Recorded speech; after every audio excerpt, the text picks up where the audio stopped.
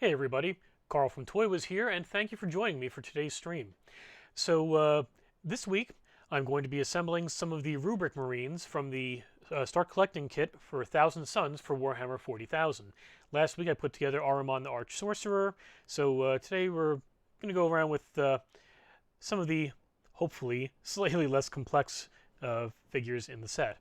So I'm going to begin with the Aspiring Sorcerer, who is unique among the other ones. So I'm going to get right into it then. Oops. After throwing around my materials. So I've got my clippers, I've got my sprues, got a file, got my plastic glue, got my bases. I think I'm ready to get started on this. Now I know last week I had mentioned that we should be getting in, actually we probably have already, and as soon as we open at noon today, it should be available. The, oh goodness, now I'm blanking on its name.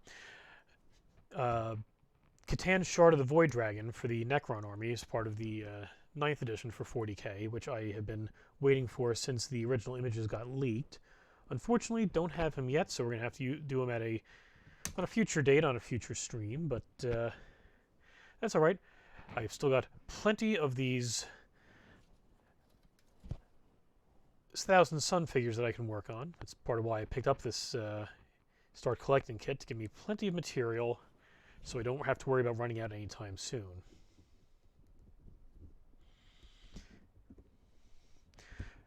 Speaking of things being available today, don't forget the store is open on Saturdays from noon until 8 p.m. Same thing on Fridays. And then during the week, Sundays through Thursdays, we're open from noon until 6. Once things ease up and we can kind of get things back to some semblance of normalcy as the pandemic winds down, whenever that may be, we'll be back to extended hours, more stuff going on. But unfortunately, for right now, we are still at fewer hours than we would like. But we are looking forward to things ending at some point with this pandemic and getting back to doing more tournaments. As per usual, our gaming tables are still open because it's a lot easier to maintain a safe social distance when you have a 4x6 table with a ton of terrain between you and your opponent than it is if you're trying to play cards with someone and having to look at what they've got, or cut their deck, or any of a number of other things that aren't exactly the most health conscious in these times. So if you've got an itch and you want to, get some gaming in, we can help you out there. If you go onto our Facebook, well, not our Facebook page, well, we have a sub Facebook page, a group we've set up called the ToyWiz Tabletop Club, TTC. So search that up on Facebook and you'll find our club. And in addition to fun conversations and advice, in addition to Lewis listing, upcoming figures. So if you want to pre-order something to make sure you get it, you have that opportunity. It'll keep you informed. A lot of the guys will use that to set up games. So if you got an afternoon when you're not too busy, and you got a 1,000-point army, 1,500-point army, or whatever, and you want to get some gaming in, just post up and say, hey, look, I'm going to be around on Thursday. If anyone's going to be there, who's got an army and who wants to get some gaming in. And you'll get a response, and then come on in and play. Nice and easy, and there you have it.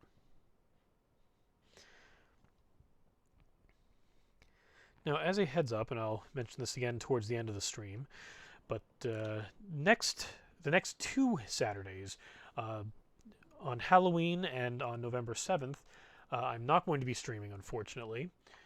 Well, fortunately, unfortunately, depending on how you want to look at it. And not because you don't appreciate my being here. I know that you love me very much. I hope. Anyway, the reason being, for the fortunately part, is that, well, I'm going to be returning to the store. I've been off for a bit on medical leave, and I'm finally going to be making my triumphant return next week because we have some guest artists coming in. On Halloween, we've got Ben Harvey. And he Oh, and then the following week on November 7th, we have Sean Anderson. Both of them are going to be there on the full weekend, Saturday from noon until 6, and then Sunday noon until 3. But they are artists who have provided for us ToyWiz's very first exclusive variant comic book covers. Something we've been wanting to delve into for a little while, and we finally have the opportunity now. And with the upcoming book that comes out next Wednesday, Teenage Mutant Ninja Turtles: Last Ronin, very first issue comes out. It's an alternate future in which 3 of the boys are no longer around, and the remaining Ninja Turtle has kind of taken up the mantle of his brothers and is fighting around, trying to avenge their deaths, and continuing to fight crime and do all the stuff the Turtles normally do. So yeah, Ben and Sean provided some gorgeous covers for us, and they're going to be in and signing. So I'm going to be there setting things up for them, and definitely stop on by and say hi. Okay, I'm having a little trouble finding one of the pieces for this one, so I think I'm going to have to go digging around with some of the other sprues. But in the meantime, I've got a ton of these here that are number 32, which I believe is the back part of his torso. So let's trim off one of them, and let's just make sure. It looks like, yeah, one of the problems with these sprues is that there's some little pieces of plastic on there, and you're looking at them, or I'm looking at them rather, and it's like, I don't know if that's part of the sprue or if it's part of the piece itself. I don't want to cut off something that's supposed to be part of the miniature. Oh, I think I just found the missing part number 3. I did. Nice.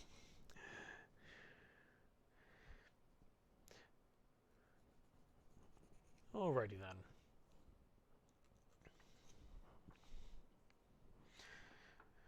So yeah, I picked up this this set, as I mentioned last week, because I thought these guys looked really, really cool.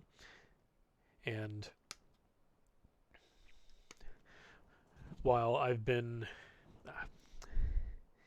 interested in a lot of the Warhammer stuff for a while, just from an aesthetic perspective, I'm not a huge strategy gamer, and for any of you who have watched my videos before know I've said this over and over again, but still important for me to mention in case there's anyone new watching.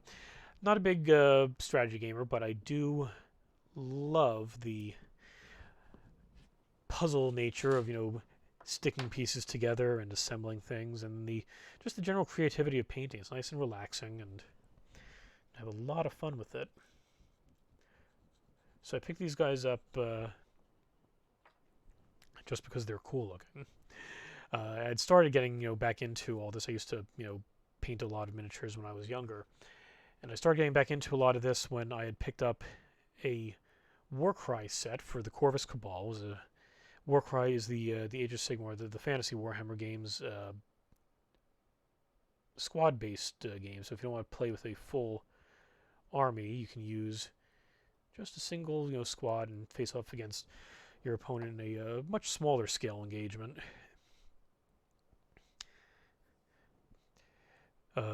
In 40K, they've got one of those too, and it's called Kill Team. So I picked up the Corvus Cabal because I thought they looked really badass. You have a bunch of these warriors with crow skulls and everything.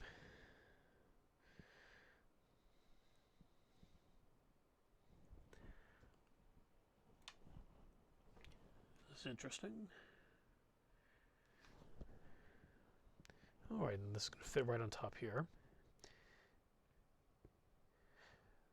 But after that, I also ended up picking up Mollog's Mob because it had a figure called a Spite Shroom, which was just an angry mushroom with its head exploding that I thought looked adorable. So that was my second foray into getting back into miniatures. And I've assembled and painted the pieces for both of those sets on stream so far. Still have a few left. I still got one of the Corvus Cabal, the leader, which I don't remember the name of right now. And then for the Mollog's Mob, I still have Mollog himself. My first foray into 40K was with Cave and Shrike, who I painted just a couple weeks ago and is sitting here on my desk, in case you didn't get a chance to see it. Definitely went a little more fabulous with the colors than the official black and white color scheme. Thought this would pop a little bit more. But this is the first time now I've picked up like a full, or at least the beginnings of a full army.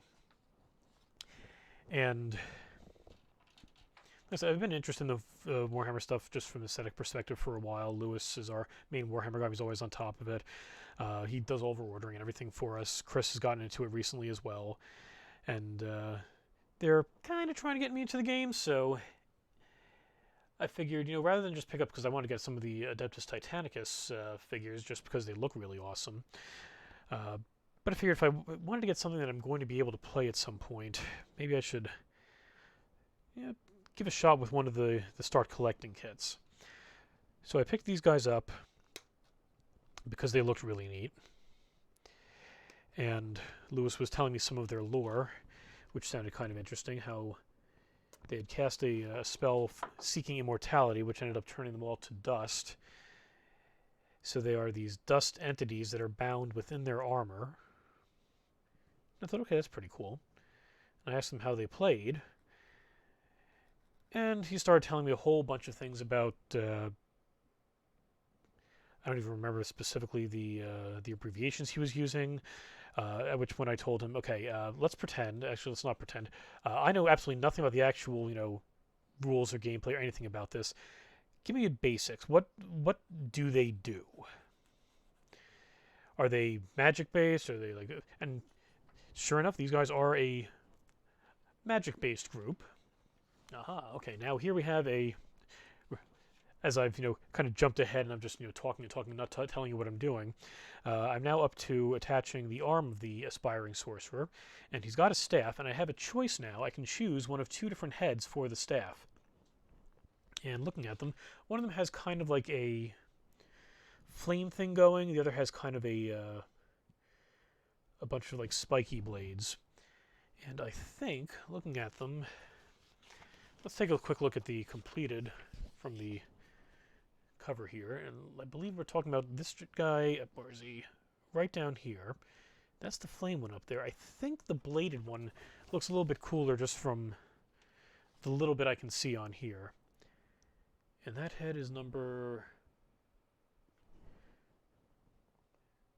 That's not it there. Oh, that is it. Number 13. Yeah, I think it's got the same eyeball that the flame does, but it's got like those little spikes and everything. I think I want to go with that. So we need to grab parts 13 and 129. Where was I? Oh yeah, so anyway, yeah, from what Lewis was able to tell me about the army, I thought, that sounds pretty good. So if I do ever decide that I actually want to try to, play with these guys instead of just painting and assembling them while talking to myself and hoping that people are watching. I'm hoping you're watching. Well, then I've got something I can, kind of use as a jumping off point or a jumping on point. A point that just involves jumping at some point. Okay, now I need to find that 129, I believe it was. Yep, 129. Which should be a small round part. Oh, there. Oh, wow, that is a tiny, tiny round part there. I'm going to snip this off and it's going to go flying. Whew. Okay, safe.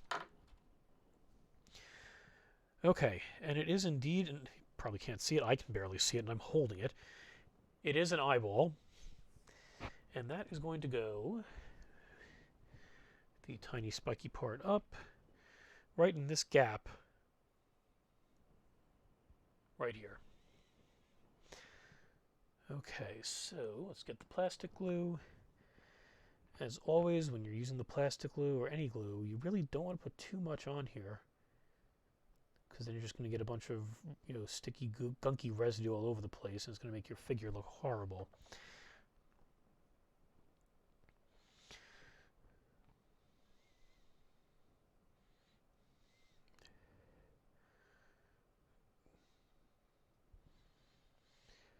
Now, as for why they couldn't have done this as one solid piece, I have no idea. It certainly seems like it should be able to, but that's what they did. Okay. Now we're going to put this on the top of the staff, which conveniently is cut off part way. So we're going to put a little of the plastic glue right on there. And And stick that right on top.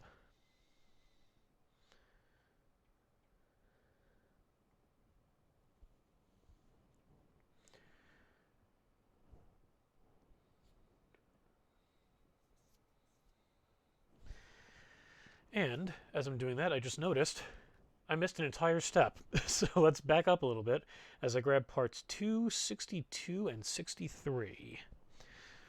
So part 2 looks like a bit of a cloth that's hanging down in front of his crotch. There it is.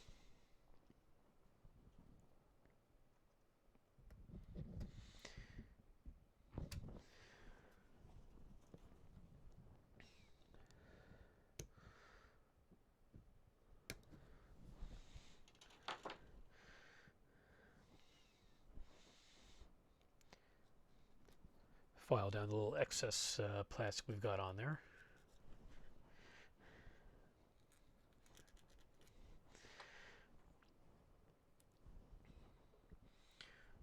And we put a little of the plastic glue in this gap right in the front there. And then we just put the little peg in the hole.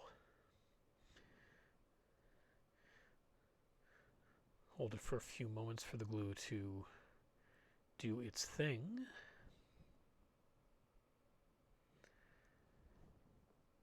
And we're good. Okay, now there are also two other pieces of cloth that are kind of off on the side, 62 and 63. Let's see if I can find... Oh, there they are. These are tiny. One of the things you really got to give GW is they are very detailed with their figures. Almost to a fault. To the point that, I mean, you're going to get details on things that... They cover up their own details on some of these figures. One of the best examples I can give of this was on last week's Ahriman that I put together. He had a this platform that he stands on. And, oh boy, okay, very tiny hole here. And that platform had this beautiful, intricate scroll work with like a scarab design on it. It was just gorgeous. And then you put the figure on top of it, and he covers up half of all that detail. And it's like, okay, that is amazing looking. It was gorgeous. But why would you put all that effort onto something that you're never going to end up being able to see?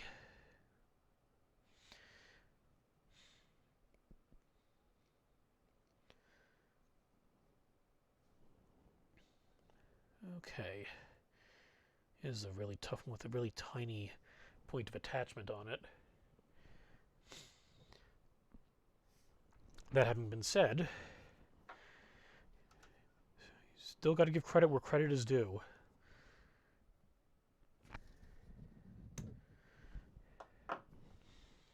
Even little things like, you know, being able to give the extra layers with these,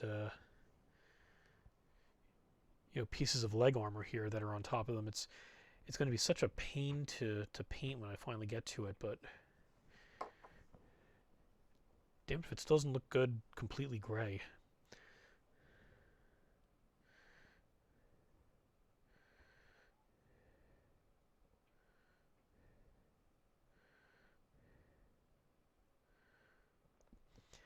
Now, one of the nicer things about this figure here, actually, the Mollog's mobs were really nice. Even though they weren't easy to build, an easy to build kit. Got to make that clear that I didn't just mean easy to build, because they were easy to build. But they had a lot of stuff was able to kind of just snap into place very easily.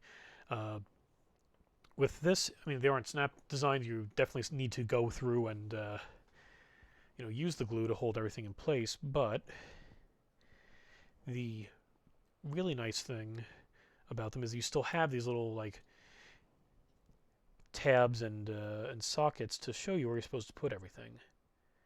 The Corvus Cabal figures did not have that at all, and that made it rather difficult to for me to put together. I wonder if I was supposed to have this twisted a bit, because this is supposed to go behind.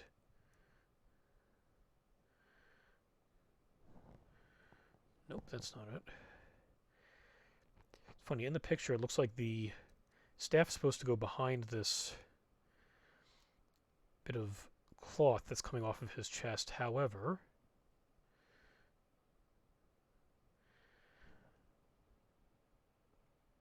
nope, I was wrong. It is...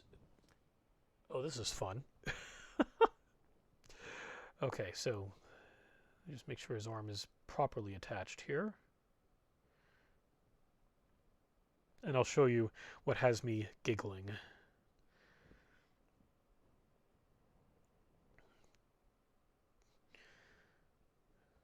Just waiting for that to, solidify. Okay, there we go. Making progress. So, this is what I'm laughing at. If you look at the instructions here, on this picture here, you see his staff and his arm are going behind that little bit of cloth that's coming off of his chest piece. However, immediately in the next picture, the staff is in front of the little piece of cloth, and that's the way it looks every way continuing from that point forward. So, got a little bit confused there. Alrighty, so arms are attached, cloth and little leg pieces are attached. Now it's time to do the other arm. And here's where we get to make a decision. It's another nice thing because it is important for the game itself instead of just making your guys look good. But a lot of these figures come with alternate weapons and other things that will affect the gameplay. If you want, it's not just a matter of, hey, this looks cool, he's holding a gun. If he has that gun, then it's going to have certain specific abilities that it has. On the other hand, if you choose the other gun, it's going to have different abilities that have different effects on the gameplay. So when you're putting your army together, you need to start making those decisions, if you're playing at least, what do you want your figures to be able to do? Since I'm just doing this for, just for fun and for looking cool, and that's probably going to end up coming back and biting me if I do decide to try playing the game. I think for this one, where I have a choice between going just palm forward mid spellcast, or either the Inferno bolt pistol or the Warp Flame pistol, I think I'm going to go with just his hand up and in the middle of casting a spell, which is also the default that you see in the rest of the pictures for the assembly. So let's get those pieces together. So it looks like we have to grab his arm, which is going to be for the open palm, number 4. As opposed to number 7, which is what I would use if I was going to go with one of the guns. So, and yes, of course, this means once I'm all done, there's going to be a lot of extra pieces still attached to the sprue that just didn't get used. Okay, so clip, and there we go. Now, and I believe this next one is going to be purely aesthetic, I actually have to choose the hand. It's not just a matter of, okay, he's either has a palm open or he's got a gun. They actually give you options. Again, GW really going crazy with the detail and letting you customize a lot of this stuff. Do I want to go with the regular open palm, or do I want a palm that has an eyeball in the middle of it? And I think most of you would probably agree with me, we got to go with the palm with the eyeball, which is part number 5, so we're going to cut that part out.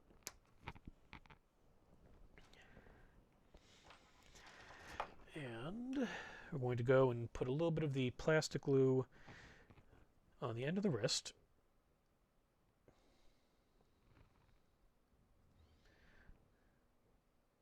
There we go. Might have gone a little too much on that one. And we've got the flat part on the end of the hand here, and that's going to go in right there.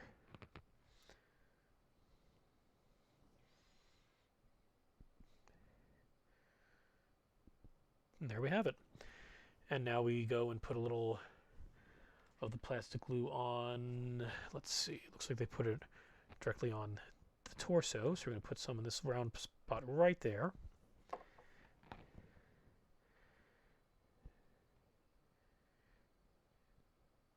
And there we go.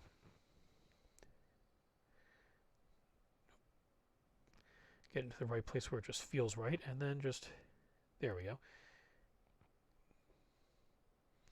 Oops, I knocked the hand off kilter. Maybe I should have waited a little bit longer before doing that. Or maybe I shouldn't try to use the hand as a point to grip it.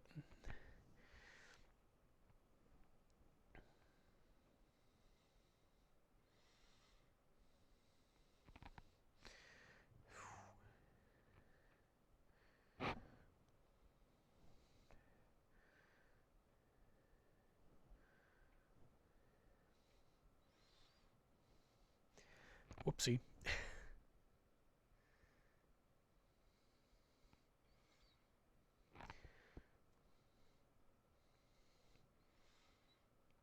Okay, there we go. I think that's a lot better. Except the hand twisted again. Oh no.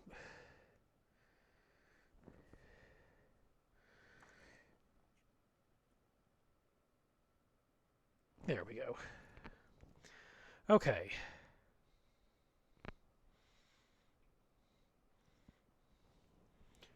Oops. And there we have it so far. Not too shabby. And as that continues to dry, hopefully it'll hold everything in place nicely. Although there's still a little give on there. Even the... Actually, it's funny. Even with the... I mean, it's attached. The torso is not coming off, but there's still a little movement there. Which is pretty cool. Don't know if that's necessarily supposed to be the case, but that's what happened. All right, next step, we've got the head, and once again, we have options. We've got one with kind of like spiky bits, which is the main one they use for the overall thing, or we have one where it's kind of more filled in. I think we're going to go with the spiky bits because I'm following a spiky bit theme with all of this. So that is head number 16 I'm going to be using, which is right over here.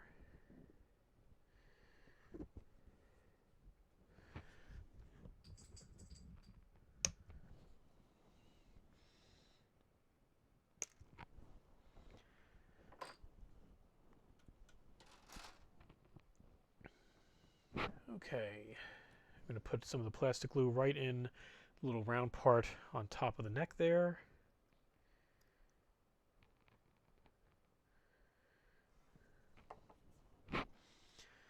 And we'll just drop that head on in there.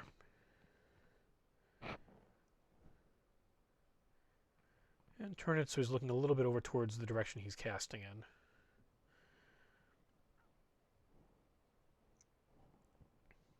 And there we go. Now then, we've got some shoulder pieces, both of which are labeled number 14. And let's see if we can find them. Yep, here they are, right over here.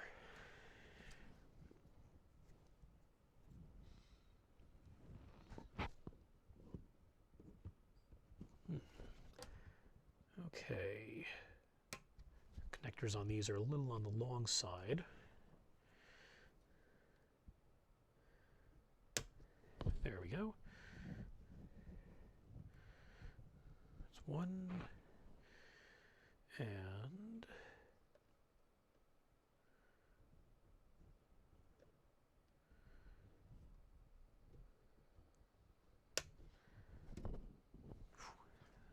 close one. I really don't like it when the connector to the sprue is so big like that. It always makes me worry that I'm removing a piece that's supposed to stay on there. Alrighty. So for these, we're going to put the plastic glue right on the inside. Let me just double check. Oops, dropped it. Okay, so the part with the little tab is on the bottom.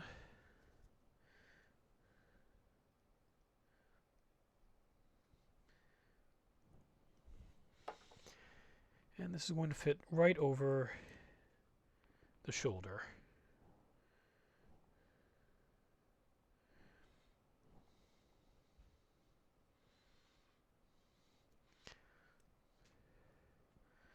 Not easily. Okay, you know, let's also put... Okay, that's why the picture shows the plastic glue not just on the inside of the shoulder piece, but on the shoulder itself. Let's see if we can get this to stick.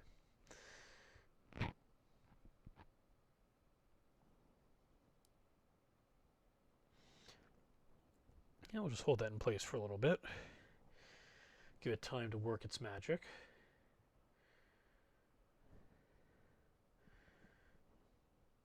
I think we're good. Now for the other one.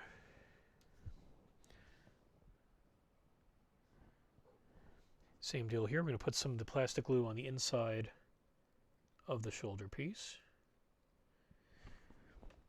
And on the shoulder itself. And just slap that on.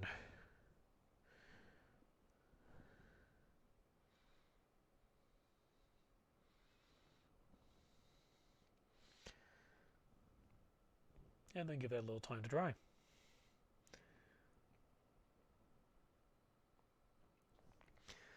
Okay, so we got the shoulder pieces. Now to work on the back piece. Actually, no, before we even get to that, it looks like the next step is going to be attaching it to the base. So we've got a ton of these 32mm bases here. Just pick one out. And we're just going to put a little of the plastic glue on the soles of his feet. Well, the one sole of his foot, and then the other one looks like he's standing on a bit of a rock outcropping. And then put him right on the middle of the base. And just hold that in place there for a little bit until the glue does its magic and causes the plastic to fuse to the other part of the plastic. And there we go. Okay, now we get to the back pieces. So we've got, okay, the shoulder pieces are done. Looks like there's only a few pieces remaining. First, we got number 76 here, which looks like it's got like two like clawed thing or jaw-like things that are coming out over his shoulders. So let's grab that one, and that is probably on this sprue here. And yep, there we are. And those are those weird like. Almost looks like kind of like an alien bird skull.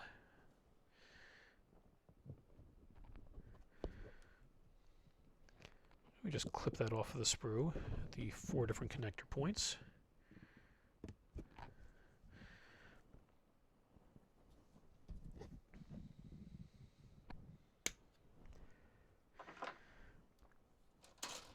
And yeah, this one definitely needs a little bit of a filing. So we're just going to get that bit down on the top. I left a little bit too much of the sprue on the piece.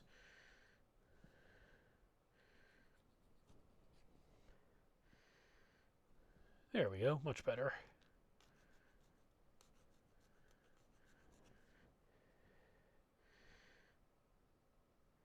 Alrighty. And then this is going to fit. There should be a little round spot right on the back. Yep. And that round spot goes into that little round hole.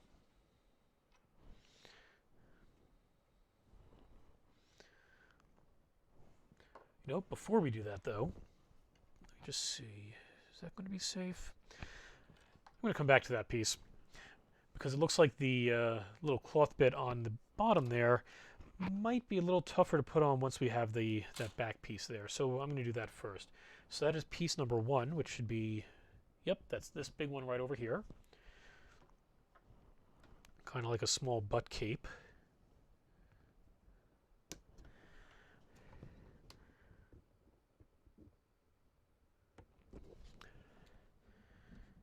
I'm now going to try to figure out how I can use the word butt cape in regular conversation.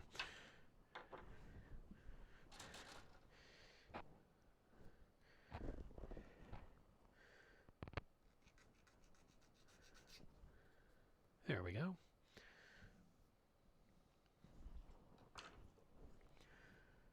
So let's see. Looks like they put the glue on the body. I think I'm going to put the glue right in that little section here.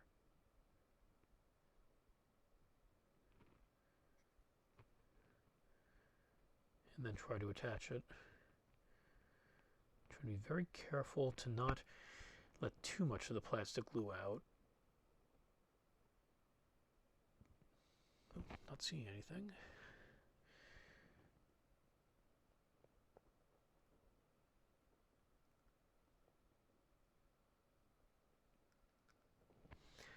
Whew.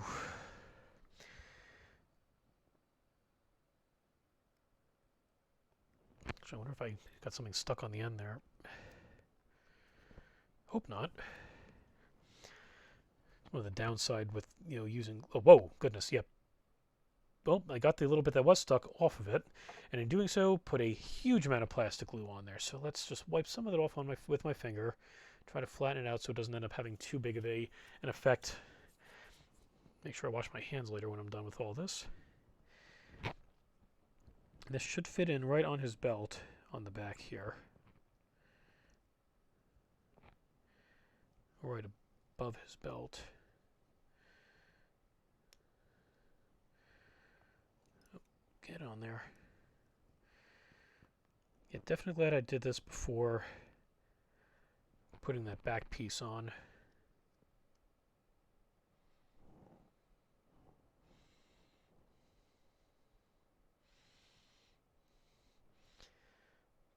And give it a few moments to hopefully fuse properly.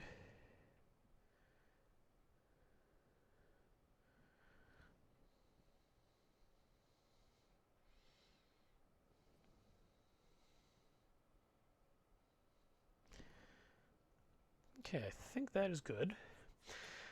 So now I'm going to go and put some plastic glue on the little round thingamabob, and then attach this back piece.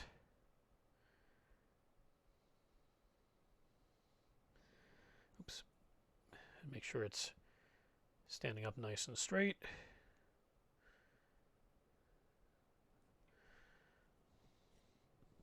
Okay, so that just leaves one last tiny bit, which is going to go over on his side here.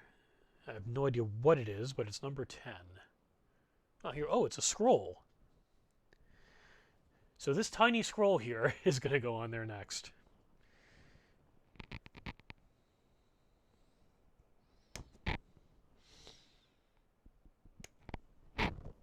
If I don't lose it as it falls off the sprue. There we go.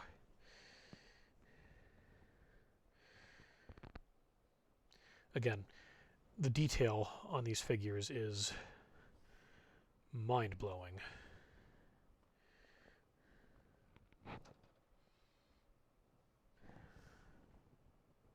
Now, just how exactly does this fit in here? So it looks like it's supposed to go vertically.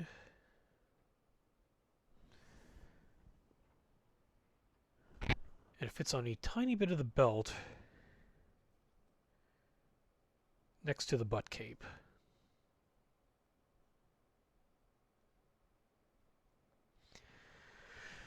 If I can figure this out. Now, the other question is then how...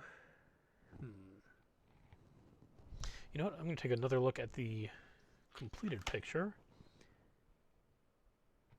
Which doesn't provide too much help.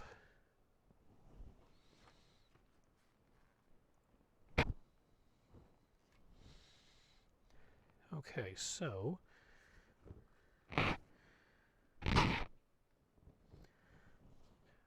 Okay, so based on the way that the coil of the scroll looks, I'm thinking this part's supposed to be in the front.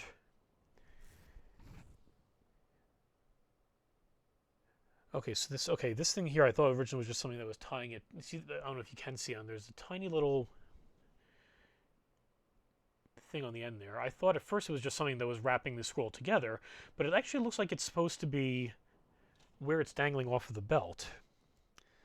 So, goodness, let's see if I can figure out how to get this thing to properly attach to the body of this aspiring sorcerer.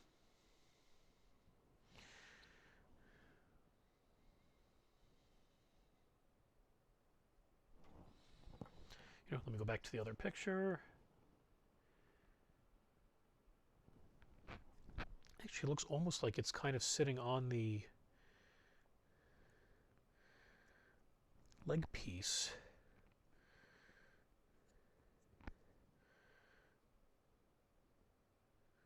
Actually, it does look like it kind of feels like it's supposed to fit on there.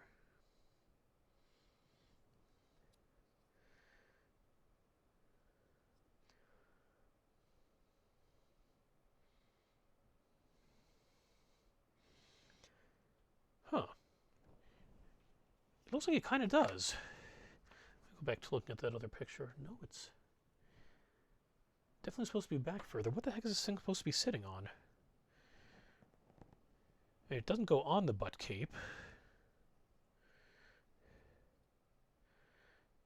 I'm going to keep saying that.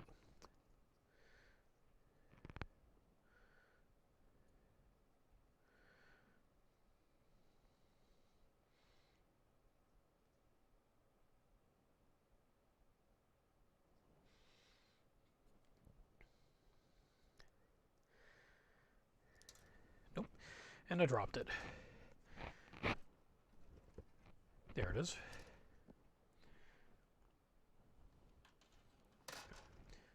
This is a tough one. There is a little indentation there, which looks like it's supposed to fit on something sideways, but it's everything is kind of, the only thing that's kind of aligned vertically that this could attach to. We got the edge of the butt cape, and we've got the leg piece, but it looks like it's supposed to sit on his belt. Oh, wait a second. Oh, that's why. Okay, again, this is where the attention to detail is really just difficult and a little bit much. The tiny bit where it's the part that I thought was a little ribbon holding the scroll closed, that's where we're supposed to put the plastic glue. That's supposed to attach to his belt.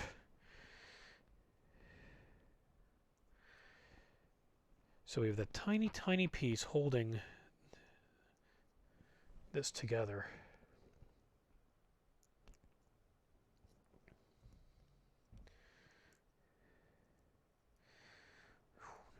Now, how in the world do we get that on there?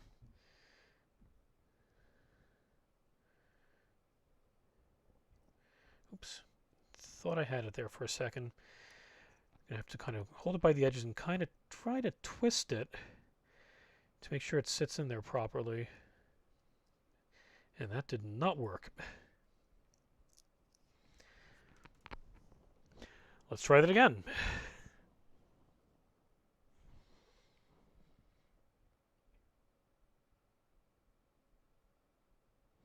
Maybe go a little bit heavier on the plastic glue. I can go a little heavier than that.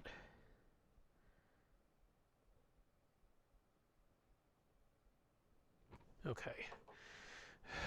Oof.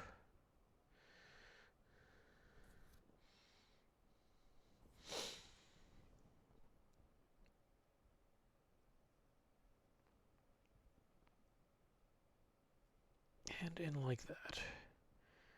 And hopefully, as I've now fused it to my fingers and it doesn't want to come off of my finger, it does come off the figure. That's not good. Hopefully if I can just get it twisted in enough so it'll sit up against the plastic there. Okay, I think I got it. I'm just going to hold it here like this for a little bit until I'm reasonably sure it's going to stay put.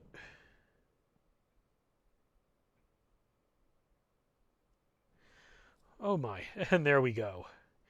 All right, and so we have our aspiring spellcaster done, or aspiring sorcerer. So, let's move on to the next Rubric Marine, a non-spellcaster, I assume, and we've got 9 of these guys. So, we've got a couple different options as far as the way their legs and their little like codpiece work. And as things progress, there are going to be a bunch of other options as far as what torsos to use, what weapons they're going to have. So even though they show me, or they give you the instructions to do them, all at once, a bit at a time. So you have an army of a bunch of legs, and then an army of a bunch of torsos with legs. I'm just going to go one at a time with these, so I don't drive myself completely mad. So I'm going to begin with, and this is going to be using another of the 32, all the rest of the bases for these are 32 millimeters at this point. The only one that had the larger base was Aramon, who I did last week. So let's pull a base on out of here, and we're going to start by grabbing parts 41, 42, and 40. Now, if this is like what we just saw for the Aspiring Sorcerer, there's probably a whole bunch of them with the exact same numbering on them. Or not. Okay, so I got a 40, a 42, and a 41 right over here. And oddly enough, I'm not seeing any others with, hey, Mango Smasher, thank you very much for following us. Welcome aboard. Hope you're enjoying me amusing myself by putting these figures together. Okay, so get these legs off here. So that was part 42. Here's part 41.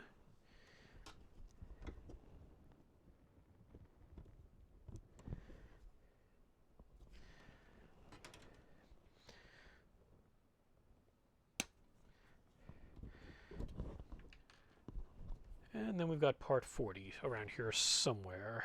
Oh, there we are. Keep twisting this around to find the right angle to cut these things at, and I lose track of where I was. Alrighty.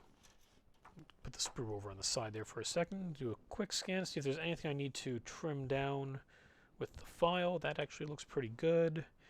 This, I'm going to take a little bit off of his toe there to make sure that when I attach him to the base, I've got a nice flat surface to do that from, or from which to do that, if I want to avoid ending my sentences with preposition. I'm doing pretty well, Mango Smasher. How are you doing?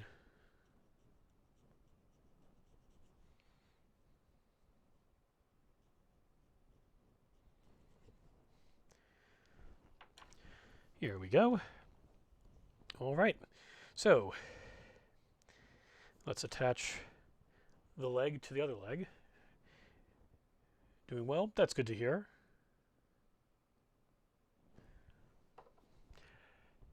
Thank you for joining me this morning, or almost afternoon at this point. Oops.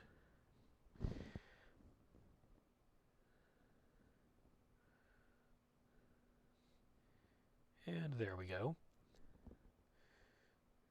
And we'll just hold those together.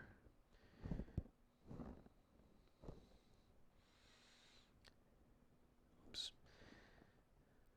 I think. There we go. Had that a little off.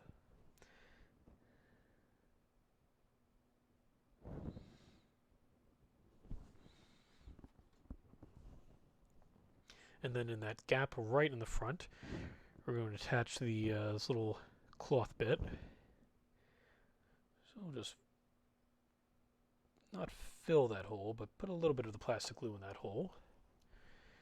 And then get the peg from the front here and just stick that on in the hole.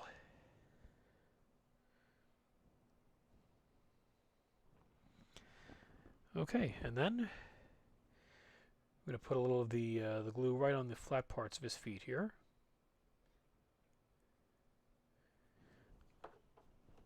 And we'll attach that. Get him nice and centered,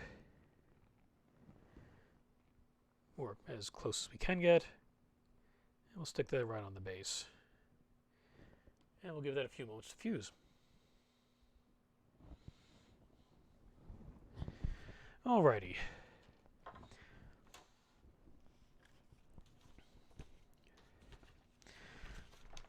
Let's turn the page and move on to... Yeah, notice there are 9 different...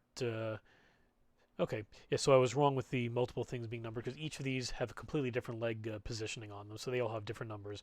That having been said, when we get to the shoulder pieces later, those are going to have multiple numbers. Actually, no, those just show you what get paired off. Well, I was completely wrong. They aren't just similarly numbered. Oh, fair enough. Actually, it looks like they're all set up so that you don't need to worry about putting, the first part with the first part that we put together here. So you know what? Maybe I will do that for simplicity's sake. I'm just going to put together a whole bunch of legs, and then we'll worry about the rest later. Change of plans. Flying by the seat of my pants on this one, completely just making this up as I go along. Made a couple more bases out.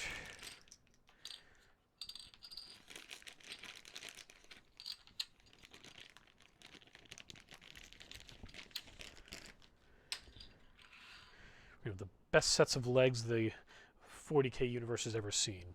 So next we're grabbing 43, 44, and 45.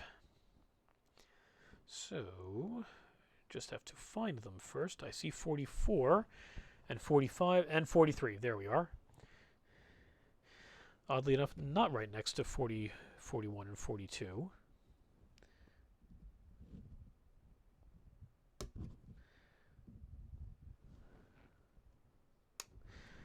Okay.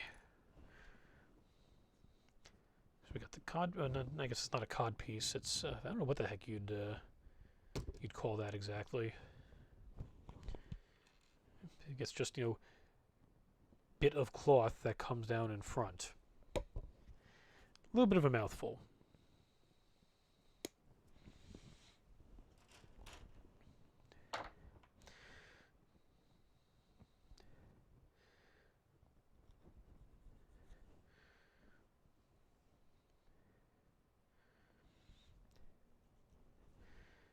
Okay, that's looking good.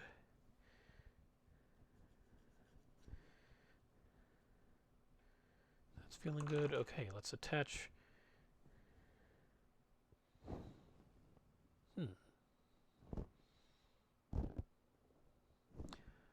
Something seems wrong here. Aha. That's because I grabbed 48 instead of 45. That would explain that.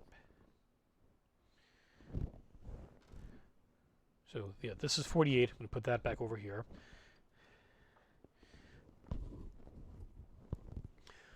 Always make sure you pay really good attention to what you're clipping.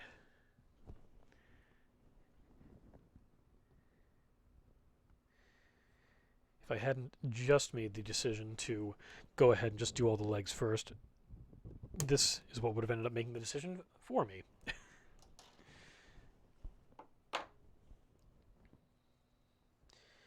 Okay. And that feels nice and smooth already. Alrighty then. So it looks like this is going to fit.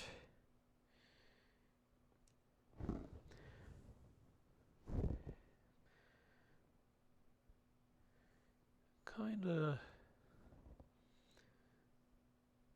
right in there. Yep. So I'm going to put some plastic glue on the joint on the piece with the waist. I'll just stick that on there, make sure it's in the right position. Yeah, some of these, even if there's not a specific, tab and socket that you need to use, sometimes they just end up kind of like feeling right when you get to the right place. And that's what I ended up having to do when I put together the Corvus Cabal. A lot of the stuff, because there were no, easily distinguishable tabs and sockets, I just had to kind of be like, okay, let's twist this around until it kind of felt right. And sometimes it takes a while to get to that point. You won't find it immediately, and you're just kind of shifting things around for what seems like forever until everything finally gets properly set up. And I've had times where, things have almost, glued into place, and then all of a sudden it's like, oh crap, this is where it's supposed to go. So that's another piece of advice I can give you. You can always move the pieces around until you can find where it fits right, so you know where you need to put it once you get the, before you put the glue on there. Okay, we'll let that sit over there. And now we move on to 46, 47, and 48. Thankfully, I already have 48 clipped because I am clumsy.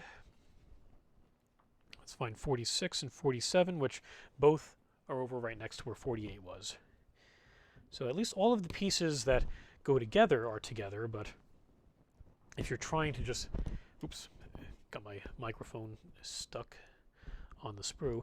If you're trying to, just go on to the next pair of legs and, whatever that thing is, making up the trio of it, does get a little difficult because they aren't nicely, connected, or they aren't necessarily put next to each other that way. But I suppose that's the way it just needed to be to properly fit everything on the sprue.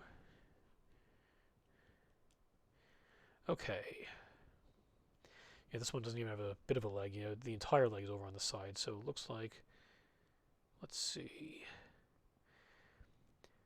He's not standing flat-footed there. He's kind of up on his toes, so it looks like it has to go a bit of an angle. And I think I found the sweet spot. So get the plastic glue on the waist. Oh, I think I put a little too much on there. And there is a slight look of a tab there, but I really don't see any indication of a slot on the other side, so kind of going to have to wing this one. And again, just kind of twist it around until it gets to the part that it kind of feels like it's supposed to be there. I think I found it. And we'll just hold those together for a bit, apply a little bit of pressure.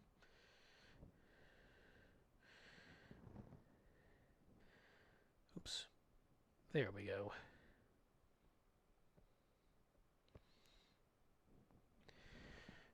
And again, we're going to put, oops, I'm going to knock the file across the desk. Put the plastic glue in the slot in the front. Knock the plastic glue over. Get progressively clumsier and clumsier as I continue doing this. And then put that guard piece right in the front and hold that in place for a little bit. Although that one will probably hold itself a little more nicely than the leg did. So I don't need to hold it for as long. And as that's doing its thing, pour the plastic glue on his feet. And then add that to the base.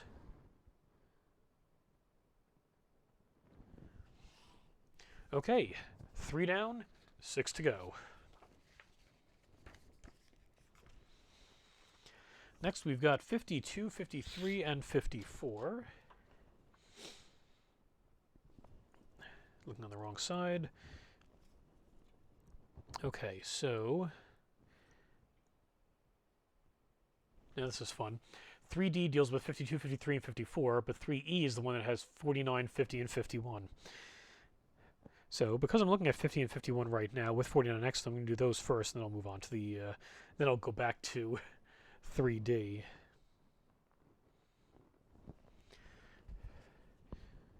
Definitely seems a little bit easier to cut these from the other side of the sprue that doesn't have the numbers on it.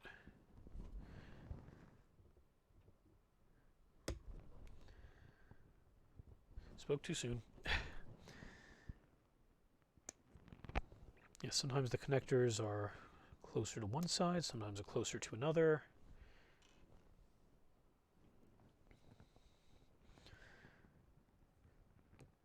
Sometimes you only have 1 or 2 cuts, sometimes you got like 5 or 6. Okay. There we go. And it feels pretty smooth. That feels pretty smooth. You know what, this one is a little bit of a ridge to it. That's better. And that's fine there too. Okay. So once again, we're going to attach the legs together.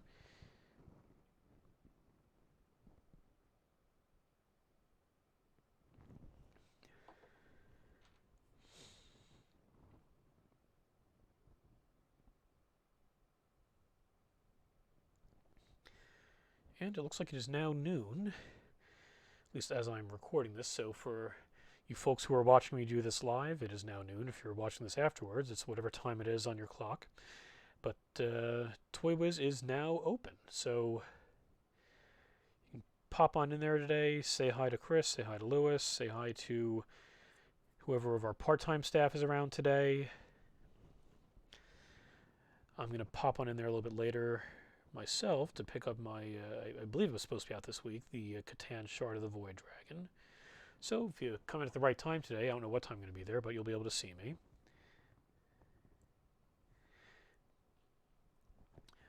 Or if you want something a bit more reliable, if you've missed me and want to say hi, as I mentioned earlier, but you know, I got a few more people watching this now, so I'll say it again. Starting next weekend, I'm going to be around on Friday, Saturday, and Sunday. Back on the clock, working part-time for a bit while I'm still recovering. I'll be in next weekend because artist Ben Harvey, who did one of our gorgeous exclusive variants for Ninja Turtles Last Ronin #1, is going to be in the store and signing copies of the book, selling prints, doing sketches, so definitely worth coming in and checking that out. The following weekend I'll be in as well. That'll be on November. I'll be there the 6th, 7th, and 8th, but on the 7th and the 8th we're going to have artist Sean Anderson, who did our other Ninja Turtles variant cover. He'll be in doing the same thing, signing copies of the book, doing sketch commissions, selling prints, and I'll be around that full weekend along with him. And the week after that, I'm going to be on a Monday through Wednesday schedule, so I can help, take care of all the comic stuff, since that is my forte. And I'll be, just doing that, part-time for a while then, until I'm ready and fully recovered so I can come back to full-time. So if you've missed me as much as I've missed you guys, you'll be able to see me again. And I should give a quick shout out to Clifford and John for making sure that I was well aware throughout my medical issues, not COVID, don't worry, that I knew that the job was waiting for me once I was all finished and could come back. So definitely looking forward to it.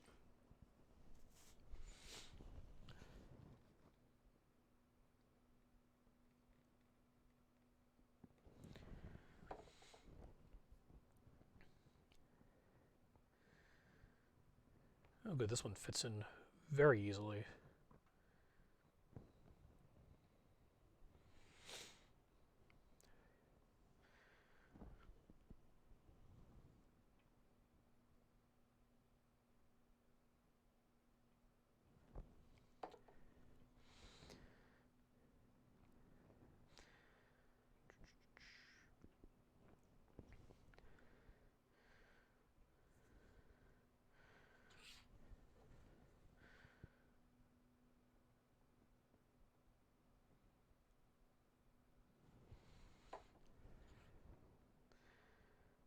There we go. Oops.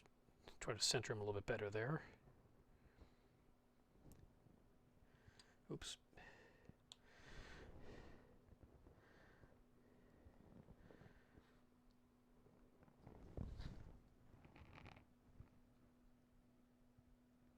There we go. That's a little bit better.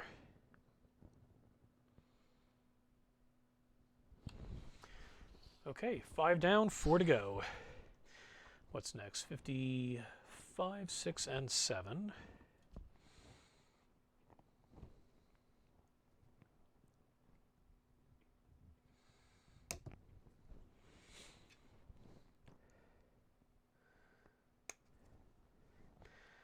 So there's 55. This guy's got a little bit of a tiny spiky bit on his leg there, so I want to try to make sure I don't accidentally cut that off as I'm removing the leg from the sprue. And this one's really deep on both sides. Oh. Phew.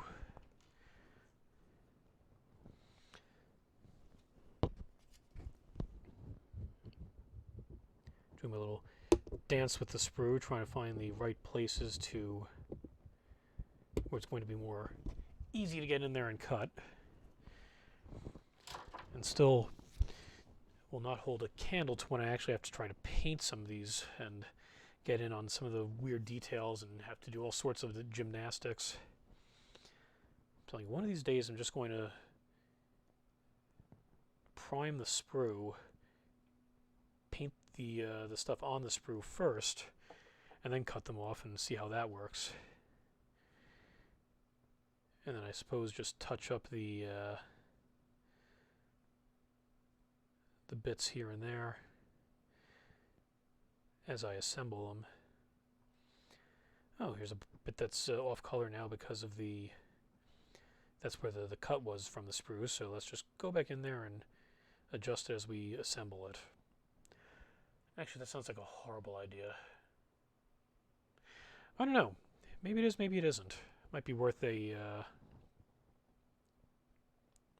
test. Maybe we'll just get a small, easy to build set and just try doing that as a test run, see how well it works.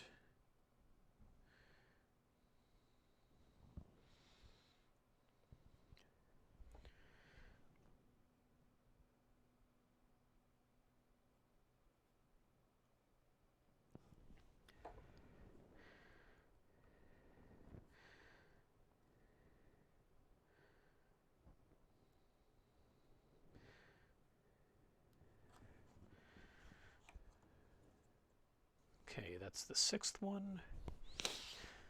All right, now we move on to 58, 59, and 60.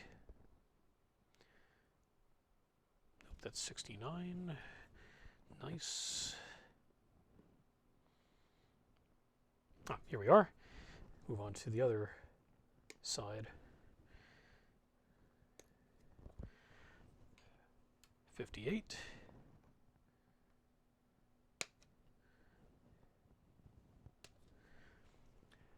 59.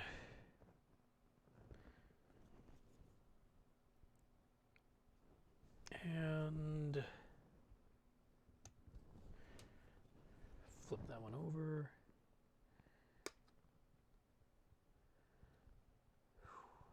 Get on in there. 60. Okay.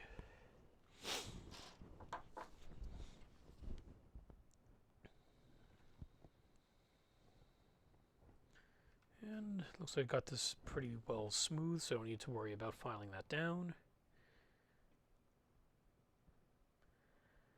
Get the plastic glue on there and attach the other leg.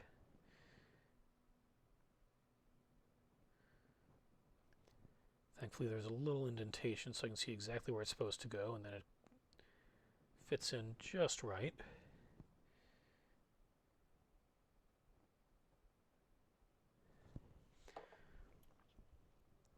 See, I'm getting faster and faster on these as I'm going along.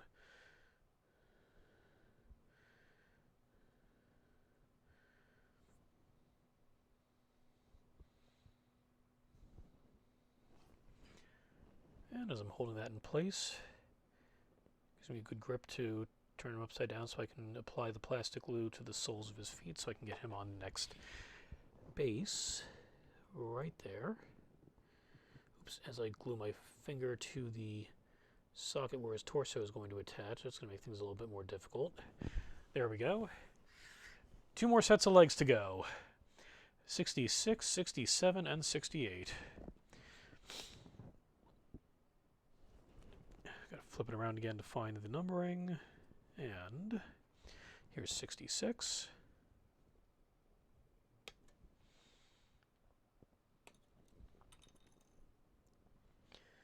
Here's 67. I'm gonna flip that one over.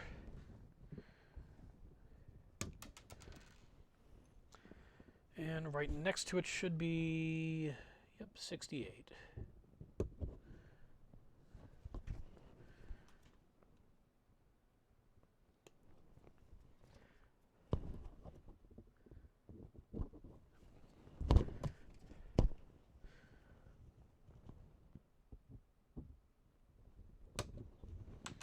Okay. Again, let's just make sure that parts where I cut them off aren't sticking out too much. And if they are, just give them a tiny filing.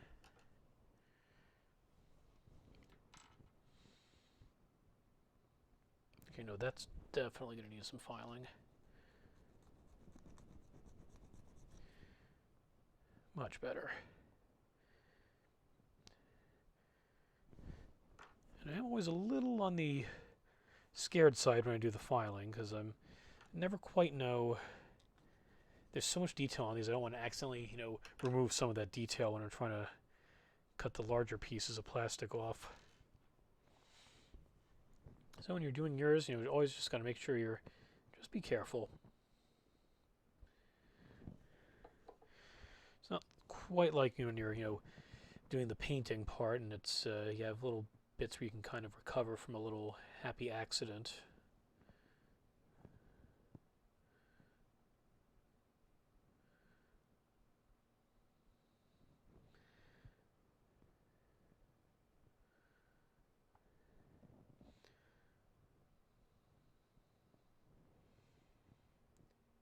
Alrighty.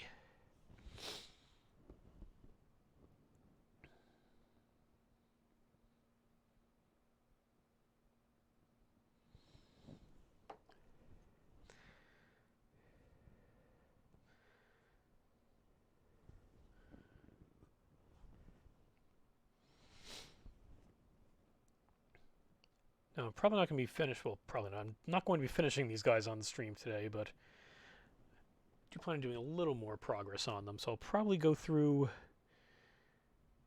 the torsos, or yeah, I can probably get to the torsos, and I'll probably stop there.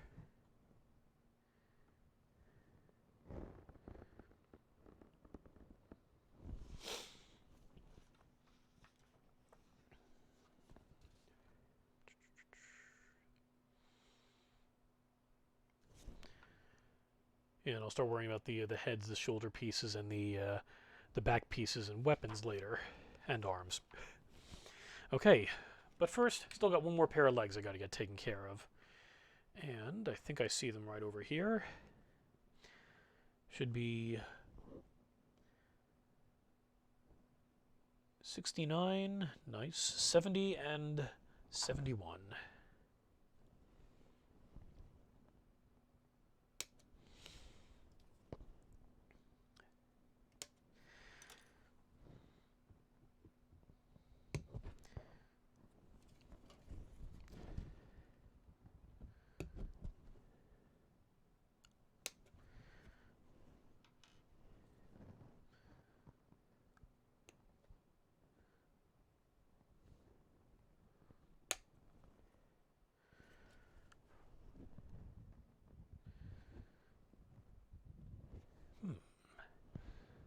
Tough one.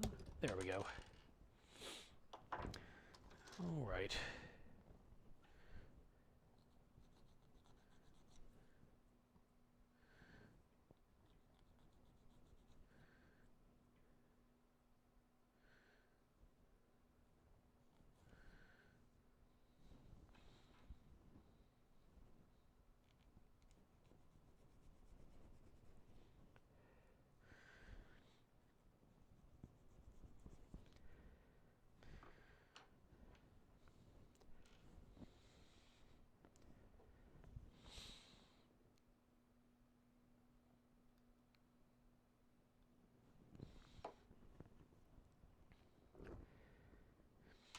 Oops.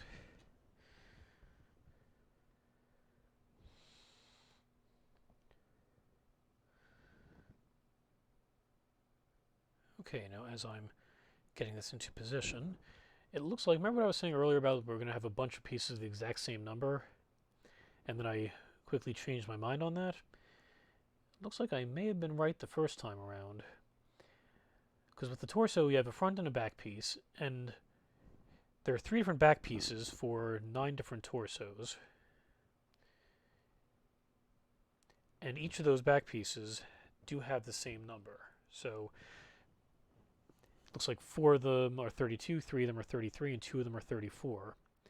And then for the front pieces, it looks like they actually have 5 different options to go along with part number 32, and then 3 options and 2 options for the other ones, which is kind of interesting. I do have an extra piece, so I guess I'll be able to choose at that point which one I want to go with. Or I suppose which one I don't want to go with, because one of them will have to be omitted.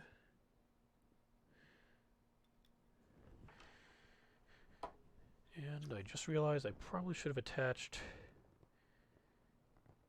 that front piece before gluing the feet to the base. Whoopsie. See, I distracted myself and got a little ahead of myself there. But not a problem.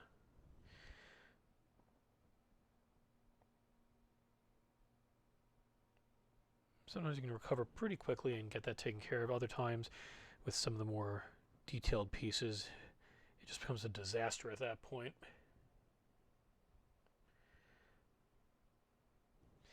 And we got legs. Now I'm going to take a quick look over on the side here. It looks like we should be able to attach the torsos to the legs without having to worry about the other pieces. Then we can attach the arms to the torsos a lot more easily from that point forward. So, yeah, let's move on to the torsos, and then next time, which is going to be in 3 weeks, we'll move on to attaching the arms, heads, and weapons. Okay, so first I'm going to go and I'm going to cut. I'm going to just do all these at once. All of the 32s I'm going to take off at the same time once I find them. And I did. Okay, now interestingly, there were 5 32s. One of them was used for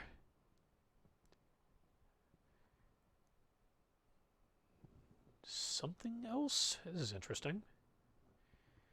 Did I cut one off and not realize it?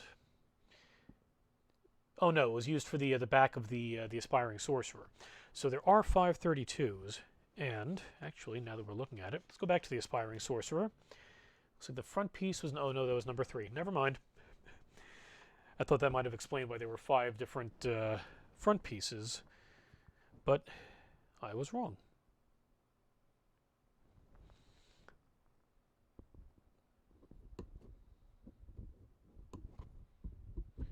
Three, 4. And turn around, get to the other side. Oops. Get off there. 1.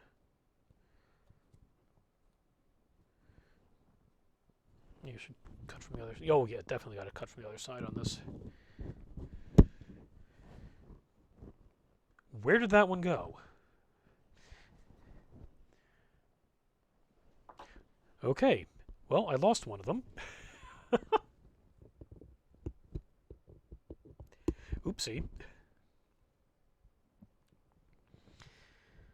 Alrighty. Oh, rats. Yep, and I'm just going to knock everything all over. I'm going to put divots in my desk. The things I do to entertain everybody.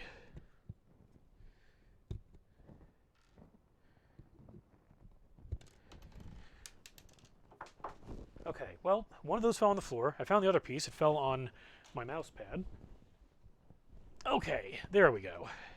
So I've got all 4 of the back pieces here. And they're surprisingly smooth considering how difficult it was for me to get them off. Okay. Now I've got 27 through 31. 1, 2, 3, 4, 5. And I have to choose which one I'm going to skip. And is there a difference on any of them, I guess is the first thing to ask. And they are all very slightly different. So we're looking at these pieces here, and yeah, I'm sure you probably can't see from my webcam's quality, but there are very slight differences with the details around the eye at the top of them. And the one at the bottom here doesn't have an eye, it has a triangle. So I think number 31 there is the one that we're going to be skipping over. Because I love the whole eye motif. So let me just make sure that's the one in the corner. So that's the one I will not be using.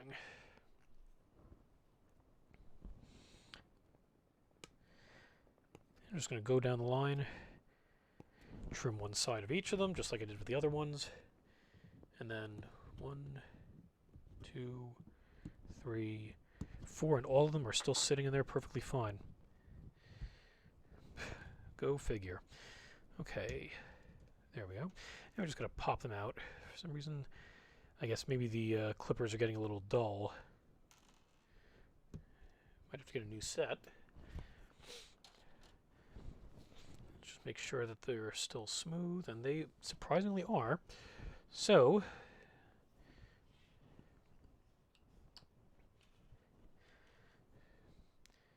grab the back part, because for whatever reason that's, I guess it might be arbitrary, but that's the side that GW decided to put the notifications for attaching the plastic glue on. And we snap the front right on top, and there are 2 little holes on the sides of the back pieces. sorry, 2 little pegs on the sides of the back piece and 2 little holes on the sides of the front pieces. So they'll fit together pretty nicely. And then it's funny because there are like these little square cutouts if you put the 2 parts together for the torso. So you think there's supposed to be a square peg on the waist, but there is not. And let's just quickly flip the book over, and it looks like, yeah, they suggest putting the plastic glue on the ball joint here.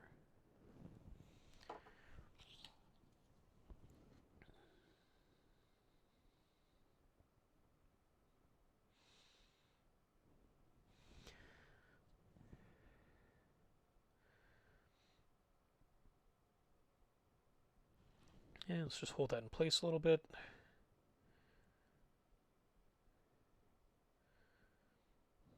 I don't know if these guys are supposed to have a little give on them.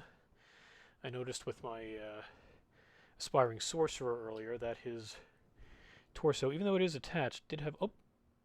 And now it doesn't. Here, now he's completely, locked into place. Cool, that works. So I just needed to wait for things to dry. I was being impatient.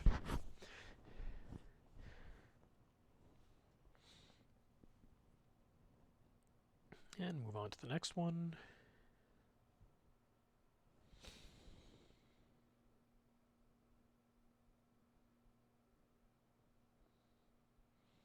And for the most part, I mean, as you can see what I'm doing here, I'm just really kind of tossing any tops with any bottoms. I don't know, maybe when you're putting yours together, you absolutely want, a certain leg, like, stance to go with a specific breastplate pattern. I don't know, your choice. I'm not going to be that picky.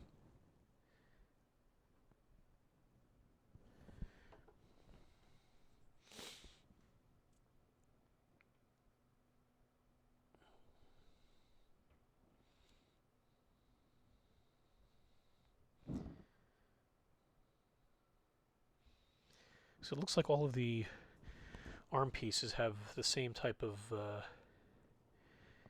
layout, so they all should fit with whatever torso, no problem.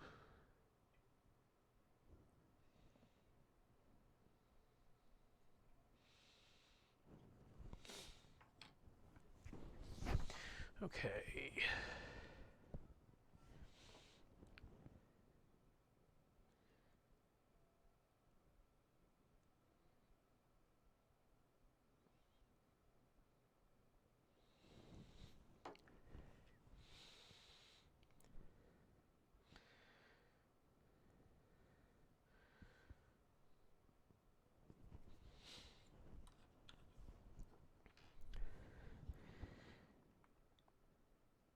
Moving along like a well-oiled machine now. The problem is it is still a little on the tedious side.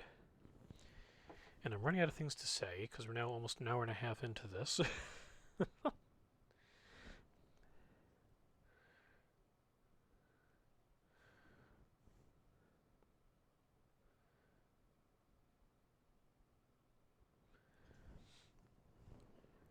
I think that's part of why I'll be stopping after I just get the torsos attached.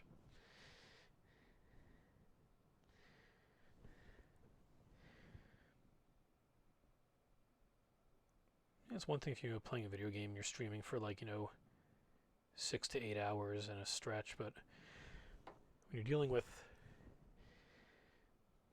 painting or assembling miniatures, it's A, it's a little less dynamic. B, after a while your eyes start to go cross-eyed because it's just, they're so tiny. And you're paying attention to such small details.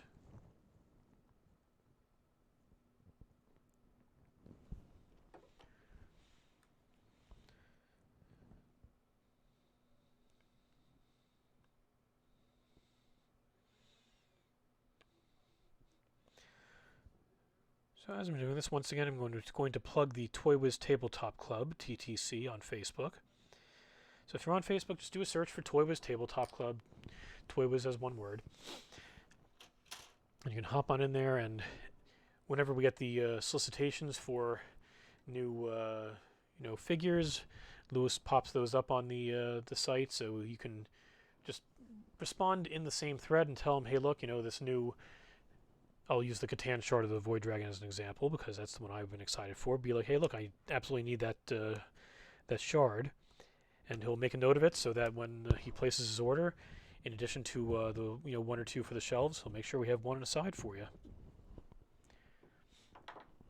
And just like with any Warhammer figure or Crisis Protocol or Star Wars Legion, I believe it was. My memory isn't quite what it used to be. But yeah, any game that you're playing, any miniatures you need that we don't have in stock, let us know. We'll be happy to order them for you. And that goes even beyond just miniature stuff. Obviously, since this is a miniature stream, that's what I'm going to focus on here. But if you see an action figure on our website, ToyWiz.com, that you'd like to get, and we don't have it in the store, let us know, and we can order it for you. We constantly are getting things transferred back and forth between the warehouse and the store, so we can get things for you pretty easily. If there's ever a comic book you're looking for, comics are a little bit tougher because with the new releases, the orders for the stuff need to go in 2 months ahead of time, so the companies know what kind of print run to do on them. And they usually do a few extras to deal with any inevitable, oh great, this got damaged in transport, this got lost, etc., etc. But for the most part, if you miss out on a book that you're looking for... Oops. I just got the back piece for something that I wasn't supposed to. What did I just... Oh, that was a 34. Okay, put that over there for now. So yeah, pretty much with comics, like if we run out of it, it's going to be kind of hit or miss, more miss than hit as far as whether or not we can get any more copies of it. So when it comes to comic books, if you see an announcement about stuff beforehand, and again, like I said before, they tell us about the stuff 2 months in advance so we can place the orders. So if you see something online early enough and catch it, you can contact us ahead of time, be like, hey, look, Marvel's got a new Aliens series coming out soon because they just got the license from Dark Horse because Disney now owns the film rights, so they took the comic rights back. You can be like, hey, look, there's this new series coming out in, I don't know, let's say March of 2021. Can you get me number 1? And we'll make sure we put an order in for it for you. Now, the reasons I brought up Aliens specifically there, aside from the fact that it's a damn good sci-fi action franchise. Okay, there were 2 damn good sci-fi action horror movies, and then something else afterwards. But I digress. To celebrate the fact that they have the Aliens license, and they do have, at some point, new series coming up, Marvel's going to be doing a bunch of special variant covers in January, where a lot of their titles will have variant covers. Again, the variants don't have any bearing on what you're going to see inside the book, so this is an important caveat there. You're not going to be finding the xenomorphs showing up in these storylines, but there are going to be a bunch of covers where the Marvel characters are going to be fighting against xenomorphs. One in particular I thought really stood out. There was a gorgeous one for Wolverine, where he's just got his claws popped up through the underside of the xenomorph's head. I know Black Panther's going to have one. Venom's got a really nice one. Spider-Man, Miles Morales Spider-Man. Let's see, Black Cat has one. There's going to be a whole bunch of them. So if you just do a quick search online for, Marvel Aliens variants, you can get a good look at what they look like. And if any of them tickle your fancy, just, call up the store or send us an email at store@ToyWiz.com and let us know you're interested. To tie this back to wargaming, a little while back, Marvel had acquired the license to put out Warhammer comics, which previously had been in the hands of Boom and then most recently Titan Comics. And the very first issue of their very first book came out last Wednesday. Not this most recent one, as in 21st. It would have been on the 14th. And it was it's the first part of a 4 or 5 issue miniseries about the origin of Marneus Calgar. Now, Marvel's Warhammer books, and I say books plural even though so far there's only one, because they do have plans to do a whole bunch more of them. And the idea is that Kieran Gillen, who is a phenomenal comic book writer, he has done a bunch of stuff with Marvel before. He actually created the character Dr. Aphra in his Darth Vader book. He did a great run on Young Avengers. I think he was on X-Men for a time, but he's done some good stuff for Marvel. He's also done a bunch of indie stuff, which has been very well received. Books like Phonogram, which was a critical darling. Wicked and Divine was a critical and sales figures darling. And he's been playing Warhammer for decades. He is a huge Warhammer fan. So Marvel approached him. They said, hey, look, we know you've been doing your own stuff for a while now. Why don't you come back to us and do some Warhammer stuff for us? And the idea is that he's not just going to be writing a Warhammer book. He's not going to be writing multiple Warhammer books. He's going to be, I think that the term they use these days now is curating. So he'll kind of be like overseeing or curating the entire Warhammer line for Marvel. So even on books that he's not going to be writing himself, he's going to be coming up with the general direction for the entire Warhammer line at Marvel. So he'll have the overarching, story or, direction for things, and he'll be guiding the different writers and artists that'll be working on the different books.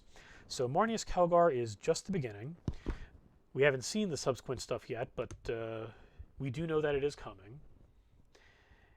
And a bunch of the guys from the Tabletop Club, back when they originally announced the Marneus Calgar series, I posted about it in the club, and a bunch of people were like, "Oh my God, I need this!"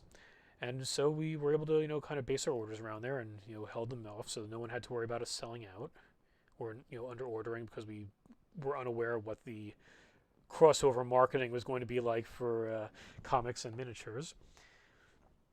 And everybody wins.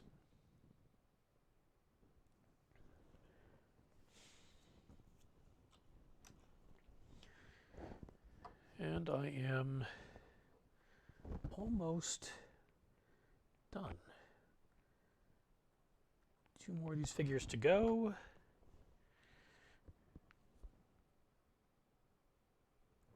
And then I think we'll be able to call it a day,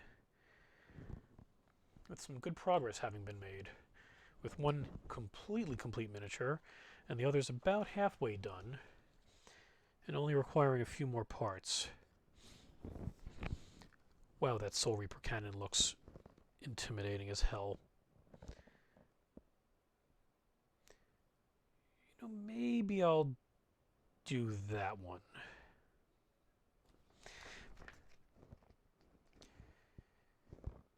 Yeah, I think I'll do one more complete one after I get this last torso assembled. That Soul Reaper cannon just looks way too awesome. And then I'll worry about the rest of the Marines next time, which might be in 3 weeks, or in 3 weeks maybe I'll do the Catan Shard of the Void Dragon then, because it'll definitely be here by then, and that one I've been looking forward to for a while.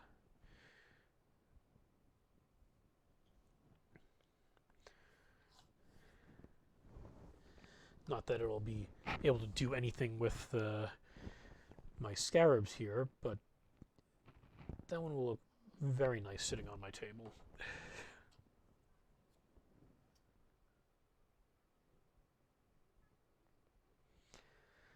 Okay. So, I've got all my torsos standing there over on the side. Let me grab one of them. Let's see.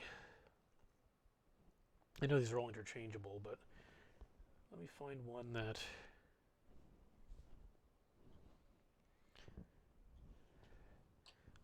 looks like the one that they've got here. So, next step, I'm going to need to grab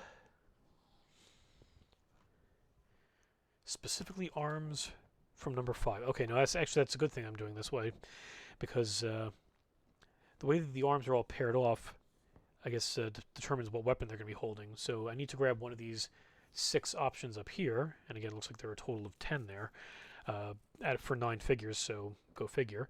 But yeah, these all up here will hold one type of weapon, and these down here will hold another one. So let me grab 109 and 110. And conveniently, they have them all set up so they are paired off together on the sprues. And 109 and 110 are right over here.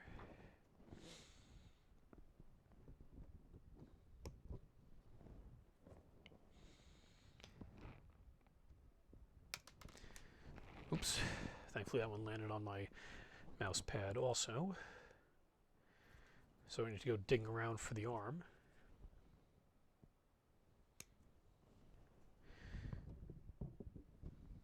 Oops, almost did that one backwards. Always remember to keep the flat end of the cutters up against the figure, so you have less crap that you need to file down. Okay, so those were 109 and 110, and then number 83 is the Soul Reaper cannon, which I think is going to be on this other sprue that I hardly touched because it looks like this is all weapon pieces. There we are. That, number 83? Yep, number 83. That is a thing of beauty.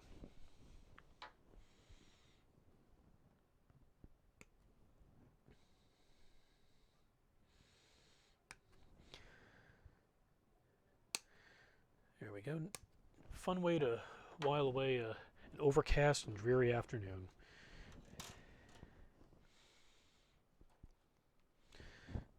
Okay then, so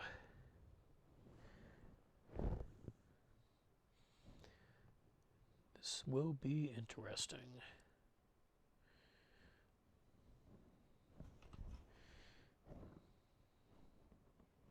First, let me file down this little ridge I've got in his hand.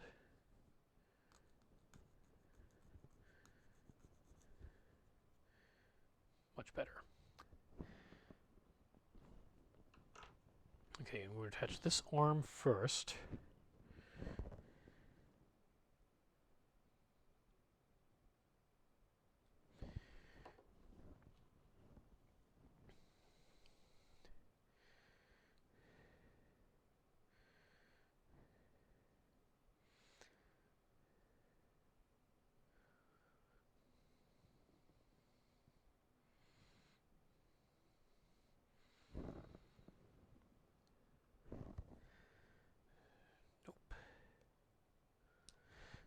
Rats.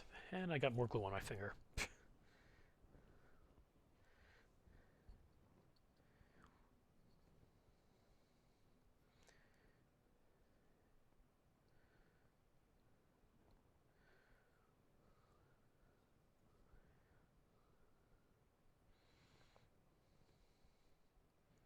Okay, there we go. I think that'll fit.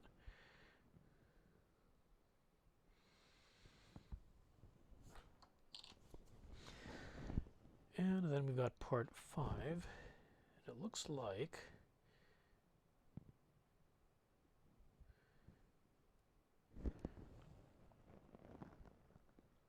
does this attach directly to... Okay, it looks like it attaches directly to the gun, so I don't have to worry about a hand or anything. So now I'm starting to wonder, is this guy's gun like grafted to that hand? I don't know. Is anybody familiar with the lore of these Rubric Marines know? Right, maybe his hand's just inside it. Now I'm starting to get concerned. What's the deal with the... What's the deal with...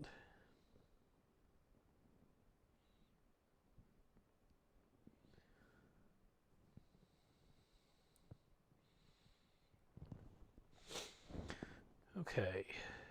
And then we'll put a little glue on the wrist there, where it attaches to the gun. And we'll put a little glue right in the palm of his other hand. And then we'll put this right in... Oops.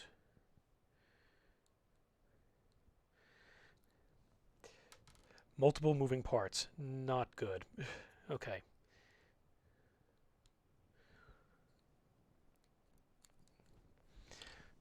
Okay, arms have fallen off. There we go. So I'll have that just kind of sit there for a little bit. And then try to put this back on the shoulder there.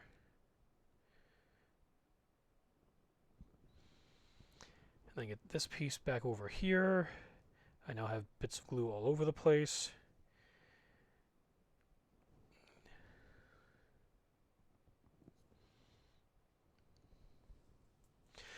Well, that wasn't quite as disastrous as I'd feared.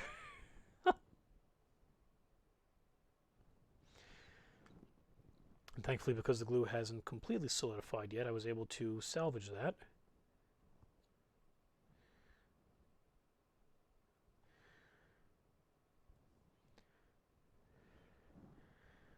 Alrighty then.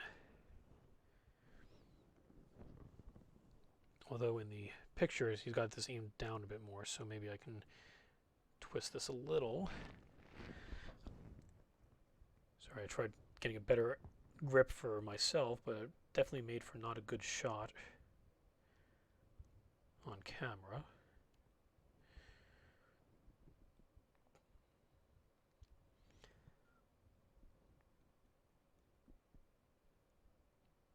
How in the hell am I going to paint this? Alrighty then. Okay. That kind of worked. So now we do the head and the shoulder pads. So let's grab head number, I guess number 7 specifically is supposed to be used for the Soul Reaper cannon guy. Actually, like all the rest of these guys are 7s.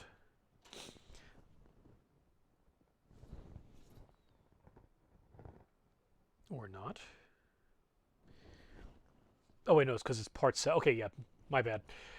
7 is that stage, and that's anything from numbers 17 through 26 on the sprue. So those are these 8 parts right up there.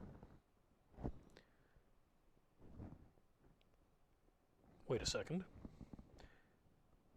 Ah, number 5. Huh. Okay. Did I put the wrong head on somebody? Wait, no, 15 I think was the alternate possible head for the Aspiring Sorcerer.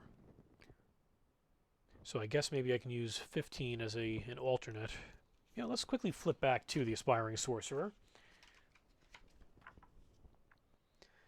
15 and 16 were the 2 possible heads, and I went with 16. So then we have 17, 19, 20. Okay. So that leads to the question, where's 18? Because 18 does not appear to be on here. We only have those 8 heads. So let me quickly check over. Aha! Here we are. 18 and 26, for whatever reason, are on the other sprue. So now it's just a matter, I guess, of choosing which of these I think will look best for this Soul Reaper cannon fellow. And I think what I'll do is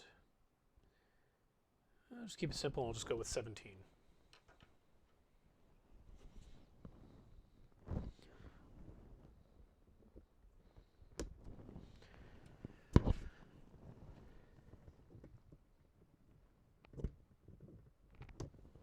And there we go.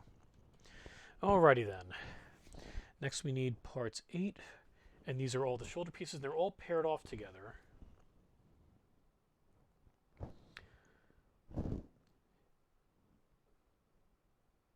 Or are they?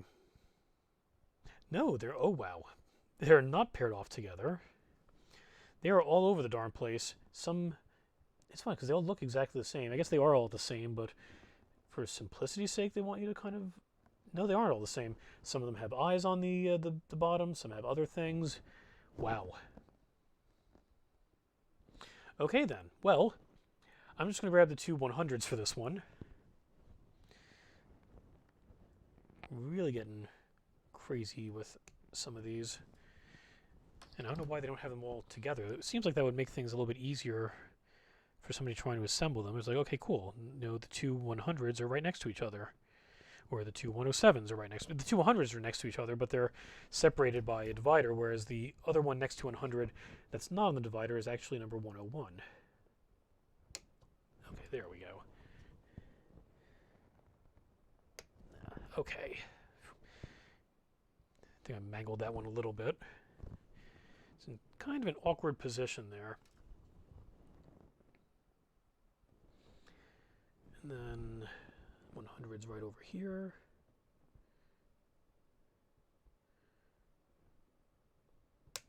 Okay, that's one. And that's two. Okay, there we go.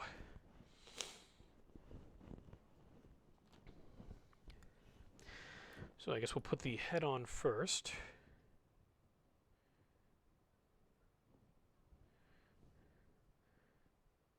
And apply the glue directly to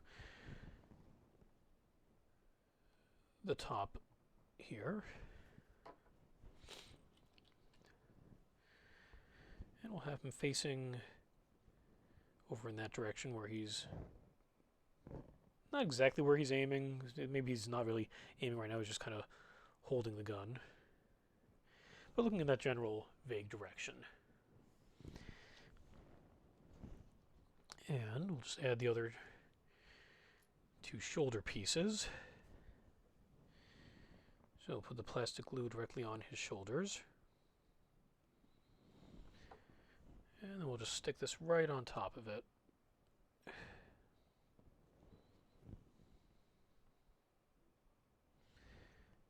Nice and easy.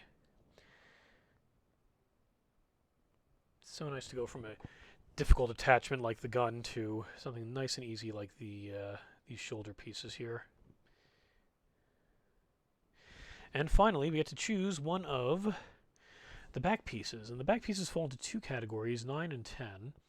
And every single individual one within those two categories looks different. So it looks like 9 or 10, either one doesn't really matter, can go on either of these. So I don't know why they decided to split those up into two different numbers, but they did. So I guess we'll go with number 73, which should be on the other sprue. Let's see, 76, 79,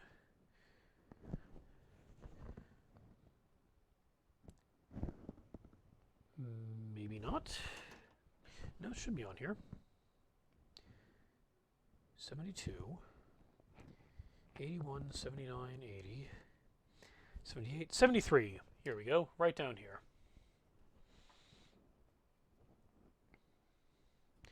So we'll give this a little bit of a trim. And clear that off of the sprue.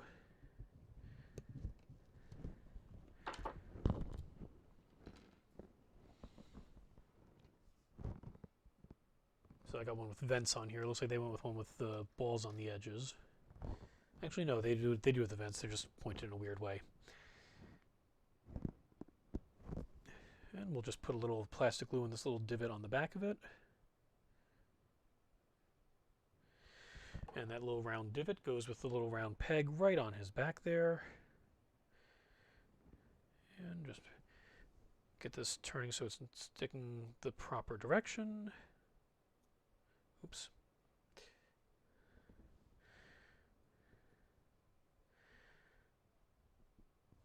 Try not to knock any of his other parts out of the way as I'm getting it into place. And we'll just kind of let him sit there and dry. So here we have our Rubric Marine with the Soul Reaper cannon. And then from earlier, the Aspiring Sorcerer. And that just leaves us with the remaining 8 legs and torsos here. That we'll do next time. And then once we have these Rubric Marines all finished, And before we move on to the painting of them, which, my goodness, with all these details, that is going to be a challenge. But after the Rubric Marines, we then have the Zangors, which are these weird, like, almost goat-looking like guys. So those should be fun. And I think, like I said, that's going to be where we'll stop for today. I'd like to thank all of you for joining me. Hope you enjoyed yourselves. I appreciate all of you who tuned in during the live broadcast, and I appreciate all you guys watching this afterwards. And if you have any suggestions, anything you'd like to see, please let us know. Leave it. You can tell me in chat here on Twitch. You can leave us a comment on Facebook if you're watching this there. You can contact us through any of our social media platforms. We're at facebook.com/ToyWizCollectibles. We're at twitter.com/ToyWizStore, and we're also on Instagram.com/ToyWizStore. Speaking of Instagram, on either Monday or Tuesday, I'm going to be on Instagram Live with No More Mutants. So if you follow No More Mutants, he'll be talking with me about some upcoming books and our exclusive variant covers, particularly one we have coming up for a book called A Crossover that Image is publishing. It's being written by Donnie Cates and illustrated by Jeff Shaw. So please check that out.